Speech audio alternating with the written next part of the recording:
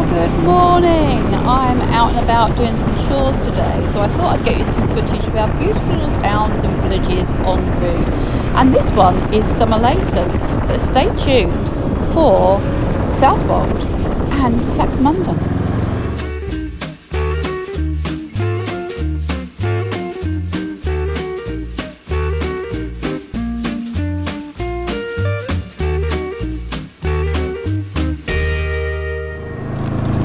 At the time of the Doomsday book in 1066, the manor of Somerleyton was held by the king, and 17 families were recorded to be living in the village. Now, this village was rebuilt in 1843 as a model village and based on another village called Blaze Hamlet near Bristol. This field on our right is used by the school as their sports field and their playing field, and this is the very quirky school on our right. This is Somerleyton Hall, a Grade 2 listed building, previously on the site of the manor.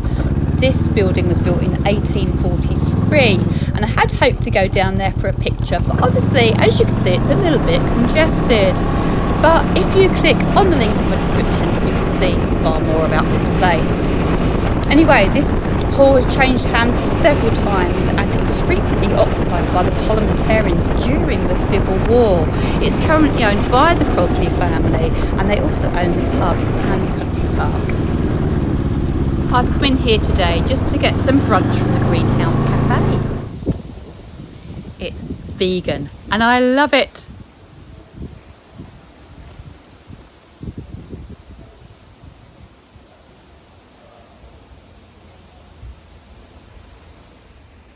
That's a shame, they're not open till 11:30 today. All the best laid plans and all that. I haven't got time to hang around because I have to go to the hospital to get me new hearing aids that I lost after about 3 weeks of having them. I hear the beat, it's in my chest, got me feeling some kind of way.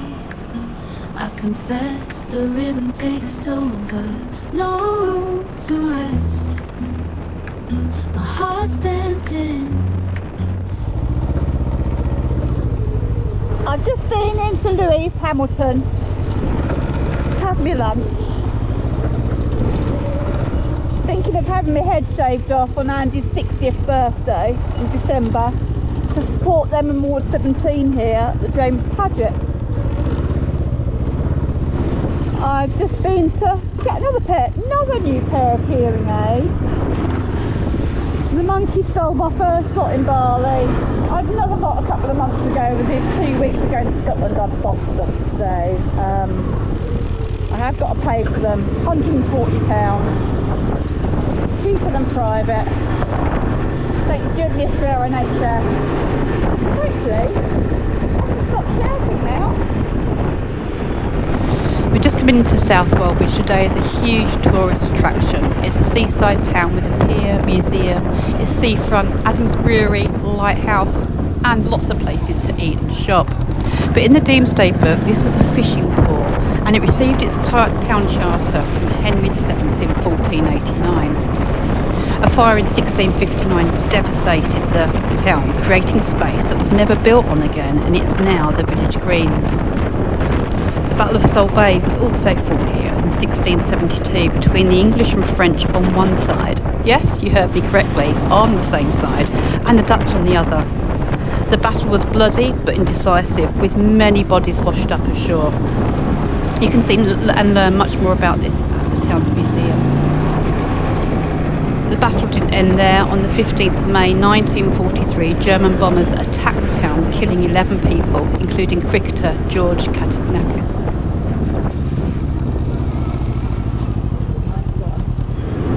Oops, nearly went into battle myself there with him, but I just breathed and let it go. I mean, I've got 2 great big lights, 2 big wheels at the front, but never mind. Today the town is a peaceful but bustling and busy seaside resort. It is a very expensive place though, especially to live. A 1-bedroom apartment will cost you around about £400,000. Anyway, if you're liking my vlogs, then please remember to give it a thumbs up, subscribe and share with your mates, and if you press the little bell then you'll be alerted every time I upload. And if you'd like to buy me a coffee, then you can do so in the link in my description and in my bio, although it wouldn't buy me much in this little town.